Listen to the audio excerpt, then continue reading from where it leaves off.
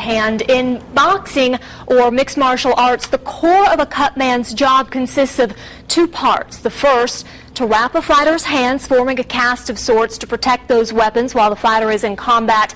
The second part is during the fight. A cutman eases or stops swelling and blood flow from an open wound. A good job here can keep a fighter in the fight. Well, cutman Jacob "Stitch" Duran is responsible for several fights where his work allowed fighters to go on and win. But Stitch, who lives in Henderson, brings another asset to the arena: psychology.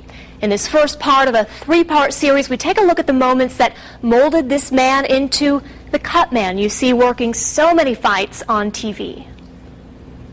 The winner and still champion, ladies and gentlemen, T.J. Dillashaw. Before cutman Jacob "Stitch" Duran worked in the corners of famous fighters, he worked in the fields as a child. Picking all the fruits and vegetables that were in the San Joaquin Valley. It was there where his education in wound care took root. Spiderwebs.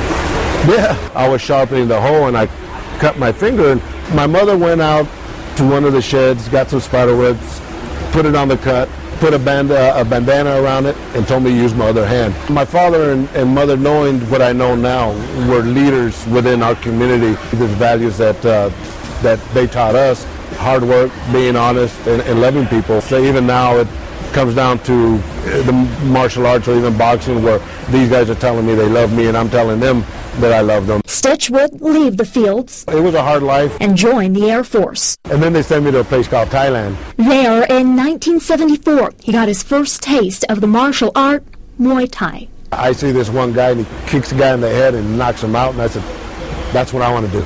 I ate, slept martial arts. Stitch's passion for combat sports, one he could not kick. When he returned home, he opened a kickboxing gym. With just a credit card. Follow your dreams, because they do come true. But with the kicks came the cuts. Stitch started studying, soon learning other cutmen would not help break him into the business. I went and asked him, I said, yeah, I'm learning to be a cutman. Can you tell me what you did? And he says, F you. He says, I'm taking this to my grave and you have to do the same thing. And it really blew my mind. I said, wow, I didn't know that the game of boxing was this harsh. But it changed my whole life, because I said, I'm never going to be like this man. The information that I had in those days is that you would take their job. Stitch, forced to learn by experience. Kickboxer David Rooney, one of his first tests. It wasn't that big of a cut. But I used to see how the cutmen would get little strips of tape, and then they would put them, butterfly them. And that's what I did, and David Rooney says, God, you saved me some stitches. I'm going to call you Stitch. Stitch, now a fighter favorite, but his gifts extend beyond the physical of hand wraps and cut care. The mental aspect, Stitch says he specializes in. I'm the father figure. Frank Mir says when Stitch walks into the dressing room, my stomach drops, because I know it's time to go to business and go out there and fight. So I think it's very important for me, not only on the aspect of the mechanics of wrapping their hands and getting them ready, but also the psychological aspect of getting these guys ready for battle.